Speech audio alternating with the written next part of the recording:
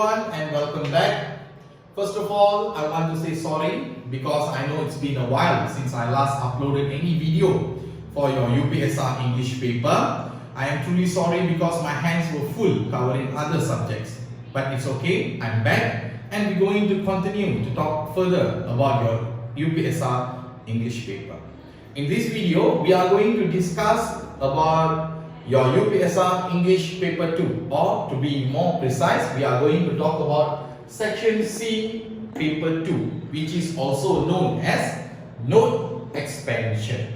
Okay, first of all, before we move further, I'd like to show you an example of question for section C. Okay, this is question number 1 in section C.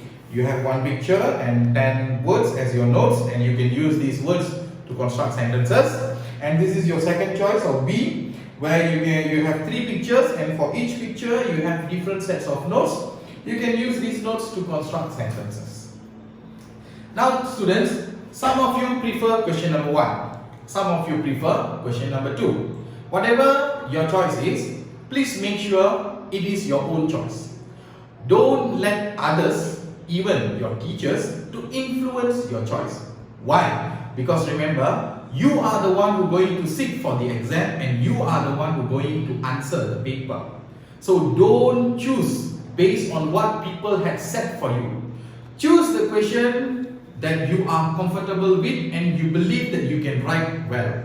Okay? So please make sure that. And there are a lot of advantages and disadvantages on both questions. But we are not going to talk about all that because in the end it will just confuse you. So let's just talk what are the common things for both questions. Question number 1, sorry, the first common thing is picture. Either you choose question number 1 or question number 2. Both questions based on picture. The only difference is the number of picture. Question number 1, you only have one picture, whereas your question number 2, you have 3 pictures, sometimes more than that. Okay, but in the end, both based on pictures. Number 2, for both questions you are given notes. For question number 1 also they have given you notes. For question number 2 also they have given you notes. And before I move further, I want to remind you that these notes are not compulsory. It doesn't mean you necessarily have to use the notes in your writing. If you are not sure of the notes, you can just skip it and replace with your own words. The only thing that you have to pay attention is make sure that your sentence or your idea is relevant to the given picture. And finally, whether you choose question number 1 or question number 2, the total mark is 25 mark for both questions, which means 25 times 2 equivalent to 50 over 100. Now 50 is a huge sum, don't you agree? So if you are planning to score A in your English paper 2, now you must know which part you have to pay attention to. Okay? Now let's move further on what are the things that you must reduce and you must use when you are answering note expansion. First, reduce these 3 things. Okay, first of all, why I'm saying reduce? Why I didn't say avoid? Because I know it's impossible to avoid these things. So we can try to reduce, because if we do a lot of these errors, we will be penalized. But if you can reduce it to a minor level, you won't be penalized, so you don't have to worry. Okay? Number 1, please try to reduce your grammatical errors, especially tenses, because mostly the students are having problem with the usage of tenses in this note expansion. So try to reduce that and you can slightly see your marks improving. Next, try to avoid or reduce any spelling errors. If possible, do not do any spelling errors at all, because at this stage, which means you are a UPSR student, you shouldn't make any spelling errors in terms of common words. So try to avoid that totally. Okay? And try to avoid writing long sentences, because long sentences means it will be difficult for the examiner to understand.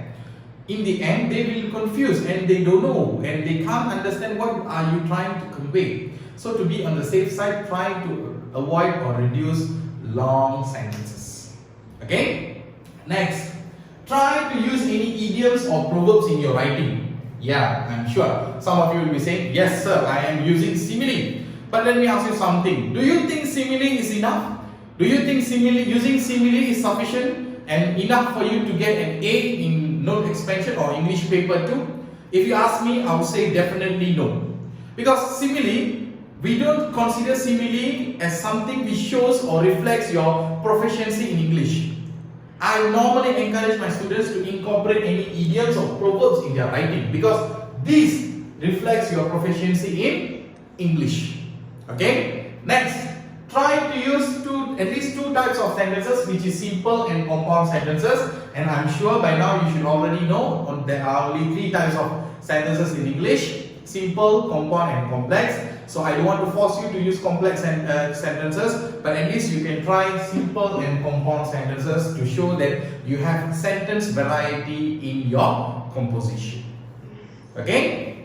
Now students, whether you choose question number 1 or question number 2, please remember the questions normally about who or what. Who refers to a person, which means the whole story, the whole composition revolves around a main character, and what normally about an incident or celebration or something which is happening in a particular place. Before you start writing, please make sure the question that you have chosen is about who or what, because by doing so you will have a clear idea on what are you going to write about. Okay? And students, as you can see, since I am an English teacher as well, normally I encourage my students to consider note expansion as story writing. Why? Because when we say story writing, the students won't have any restrictions. They're free to pour all of their ideas as long as the story is interesting. So that's what I'm advising you to do.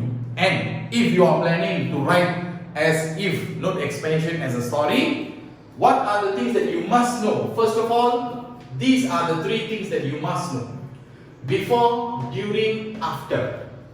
When you are writing a story or even telling a story, you must always have before story, during the story, and after the story to make sure that your story is clear and understandable by everyone. And if you can divide your story according to these stages, it means you have coherence in your writing. What is coherence? In Malay, we call that as penjalinan ayat. And at the same time, your story will be interesting and less predictable by the examiner. And I think those are some of the qualities which the examiners are hoping in your writing. So that's all for note expansion today. I hope I have given you enough info. In the upcoming videos, I will provide you an example and help you and teach you how to answer in the simplest way and to score in note expansion. That's all for today. Thank you.